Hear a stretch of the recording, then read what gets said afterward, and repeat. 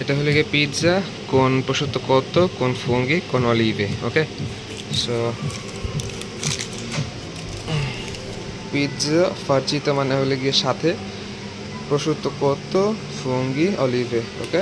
So বাকি কথা বলতেছি, সাথে একটু অরিগানো উপরে। It's ready to go now. So বিষয়টা হলো গিয়ে এই যে পিৎজাটা আমি নিছি, পিৎজাটা ডিপ ফ্রিজ থেকে বের করে 3 মিনিট ওভেনে দিছি। 3 মিনিট ওভেনে দেওয়ার পরে তারপরে আমি যে কত্ত দিছি, ফুঙ্গি দিছি, আর হলে গিয়ে দিছি আরেকটা কী ছিল জানি, কত ফুঙ্গি অলিভে, এটা দিছি হলে গিয়ে লাস্টের 3 মিনিট। মোটামুটি 6-7 মিনিট লাগে। তো 6-7 মিনিট লাগলে এটাকে 2 ভাগে ভাগ করবেন।